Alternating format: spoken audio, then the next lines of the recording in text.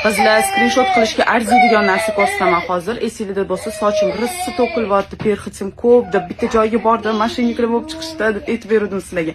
O'shandan keyin уже где-то 1 oy o'tdi, zaytun ekstraktini ichishni boshladim. O'zi Avitsena Ibn Sino tavbatida yozilgan edi, zaytun yog'ini ichish, lekin men yog' icha olmadim. Bu yog' emasda, suvda, suv sifat.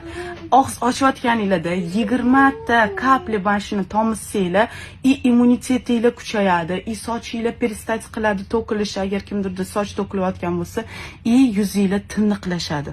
Mana qaranglar, явно bilinyapti, to что yuzim oqargan, komidonlar yo'q. Peshonam to'la komidon edi deya oldin. Yana bitta narsa ko'rsataman. Buni men o'zim sotib oldim.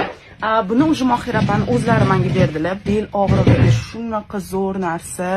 Mollab qolgan bo'lsanglar, bolani manbitlariga, o'zingizni mashtlaringizga sursangiz, bittada burningizni ochayotgan.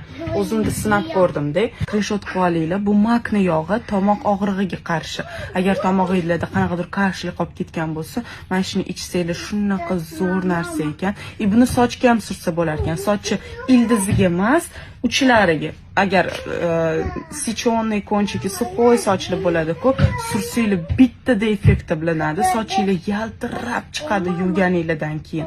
Zeta 20 minut turish kerak. Вообще zo'r narsa. Buni hammasini, hozir подожди. Buni hammasini Mohirapadan olganman. Sizlar ham zakaz qilishingiz mumkin. Ulardan original narsa, chunki ersakni o'zida ishlaydilar.